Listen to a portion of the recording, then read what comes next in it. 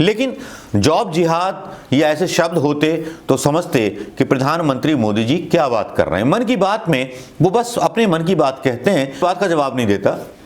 BJP IT cell UP के अंदर महिलाओं के साथ बलात्कार और उत्पीड़न पर कोई जवाब नहीं देता।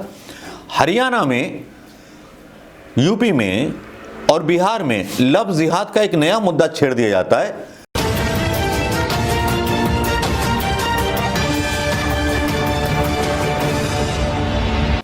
ये मोदी सरकार है, बड़े बड़े किस्से हो जाते हैं, बड़े बड़े रूठ जाते हैं और बड़े बड़े रूठ जाते हैं और बड़े बड़े कुछ मना लिए जाते हैं। उन जो गरीब हैं उनको मतलब दबा दिया जाता है और जो अमीर हैं उनको और अमीर बना दिया जाता है। यही भारतीय जनता पार्टी के हमारे साहिब की पॉलिसी है।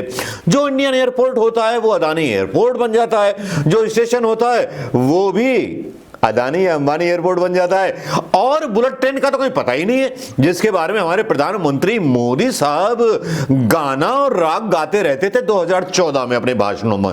आजकल तो दाढ़ी बढ़ा ली है भैया, तोता मैना के साथ खेल रहे हैं, जबकि पोता खिलाने की उम्र थी। लेकिन चलो यार, पोता मत खिलाइए, लेकिन जरा ये तो बता दीजिए कि राहुल गांधी जो सवाल कर रहे हैं गलत कर रहे हैं। आपके ही राज में आपने अमीर और अमीर बना दिए और अमीरों से कोई सवाल पूछ भी नहीं सकता। मीडिया पर आपने कैंची चला रखी है, मीडिया आपके द्वारा बताई गई खबरों को मतलब चलाने लगता है। तो साहब, अदानी अंबानी अमीर हो सकते हैं तो फिर किसान अमीर क्यों नहीं हो सकते? किसानों के खिलाफ बिल लेके क्यों आ गए? किसानों को क्यों सता दिया? किसानों के साथ इतना बुरा क्यों कर दिया कि अदानी अंबानी की मंडियां होंगी अब देश में? अभी तक स्टेशन बिके, इंडियन एयरलाइंस का नाम हटा दिया जाता है, अदानी एयरलाइंस लिख दिया जाता है। तो क्या ये देशद्रोह नहीं है?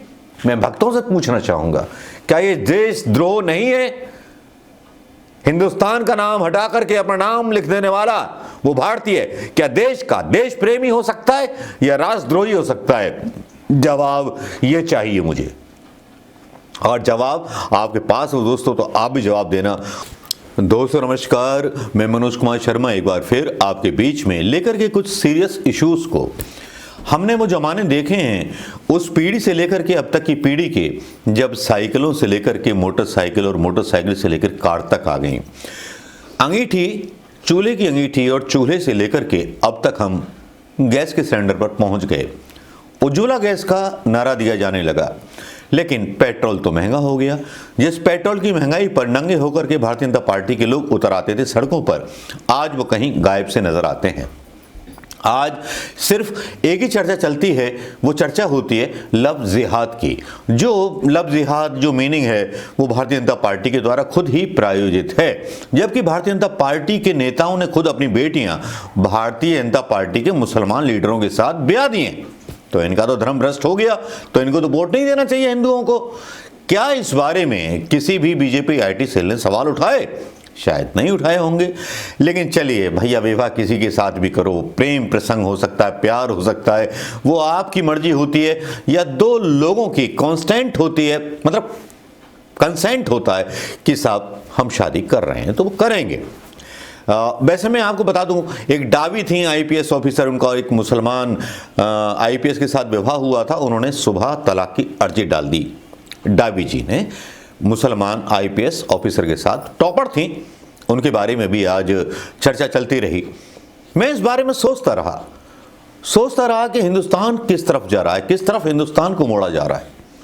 हिंदुस्तान में झूठी खबरों का आईना तो आप जानते ही हैं कि चल ही रहा है, लेकिन यहाँ कुछ ऐसी खबरें आती हैं जो सवाल उठाती हैं हिंदुस्तान के उस मुकम्मल अजीमोशान इतिहास पर, जो इतिहास था कभी किसानों का, जब किसानों को देश का नेता कहा जाता था, जब किसानों को देश की हरित क्रांति का देवता कहा जाता था, जब किसानों की इकोनॉमी की बात होती थी। अब किसानों को तो भूल जाइए, किसानों के बारे में तो कोई न्यूज़ ही नहीं चलती है, ना कोरोना जैसी बीमारी के बारे में कोई न्यूज़ चलती है, ना कोई अच्छी खबर आती है।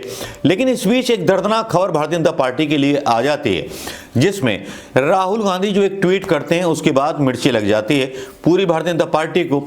और राहुल गांधी ट्वीट क्या करते हैं, खबर को ट्वीट करते हैं, जिसमें वो कहते हैं कि साहब अदानी दौलत जोड़ने में अंबानी से आगे निकल गए। अदानी ने इस साल संपत्ति में 1.41 लाख करोड़ रुपए बढ़ाए, अंबानी ने केवल 1.2 लाख करोड़ कमाए। उद्योगपतियों की खबरें होती हैं, किसानों की खबर नहीं होती। आम मिडिल क्लास जॉब करने वाले लोगों के बारे में कोई खबर नहीं होती। कितने लोग बेरोजगार हुए उनके बारे में खबर नहीं होती। खबर ये बड़ी महत्वपूर्ण बन जाती है जिसको राहुल गांधी डाल देते हैं, लेकिन उस पर आग बबूला हो जाता है भारतीय जनता पार्टी का आईटी सेल। अब मेरी समझ में ये नहीं आता, बीजेपी का आईटी सेल बेरोजगारी पर किसी बात का जवाब नहीं देता। बीजेपी आईटी सेल यूपी के अंदर महिलाओं के साथ बलात्कार और उत्पीड़न पर कोई जवाब नहीं देता। हरियाणा में, यूपी में और बिहार में लव जिहाद का एक नया मुद्दा छेड़ दिया जाता है, लेकिन बेरोजगारी जिहाद का मुद्दा भी मुख्य होना चाहिए था। राहुल गांधी ने तो खैर आंकड़े बताए कि अदानी दौलत जोड़ने में अंबानी से आगे निकल गए, और मैं आपको बता दूं कि देश में केवल 4-5 लोगों के पास देश की 90% दौलत चली गई है, किसी के पास नहीं है। ये समझ लीजिए, जो बेरोजगारी है वो बेरोजगारी चरम पे होगी, आने वाले टाइम पर और असर दिखाएगी। अभी 6 महीने हुए, 6 महीने में कम से कम 70 लाख लोग बेरोजगार हो चुके हैं। उससे पहले जब हमारे श्रीमान प्रधानमंत्री मोदी जी आए थे, उससे पहले 17 लाख जॉब चली गई थी। 1,40,00,000 जॉब्स जा चुकी हैं। लेकिन जॉब जिहाद या ऐसे शब्द होते तो समझते कि प्रधानमंत्री मोदी जी क्या बात कर रहे हैं। मन की बात में वो बस अपने मन की बात कहते हैं, अपने फोटो खिंचवाते हैं, सरदार वल्लभ भाई पटेल या चुनाव प्रचार के लिए तैयार रहते हैं, या कश्मीर में वो एक खबर छेड़ देते हैं, गुपकार उपकार। अब गुपकार उपकार में तो खुद शामिल रहते हैं, लेकिन वहां खबरें भी गायब हो जाती हैं।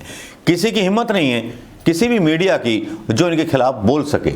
लेकिन हम बस सिर्फ कुछ सिंपल सवाल पूछते हैं हमारी सरकार से। सरकार जवाब दीजिए कि बेरोजगारों को रोजगार कब मिलेगा, रोजगार जिहाद कब शुरू होगा, गरीबी जिहाद कब शुरू होगा, किसान को उसकी फसल के मूल्य का जिहाद कब शुरू होगा। क्या इन सारी चीज़ों पर कोई बिल या कोई कैबिनेट बिल बिहार सरकार, यूपी सरकार या हरियाणा सरकार पास करेगी? शायद नहीं। बस राहुल गांधी ने सवाल पूछ लिए तो उस पर बवाल तो होने हैं। राहुल गांधी का जब सवाल होता है तो बवाल होता है, लेकिन लव जिहाद का नारा दे दिया जाता है देश के और मुद्दों से हटाने के लिए। और बेवकूफ़ जनता भी है,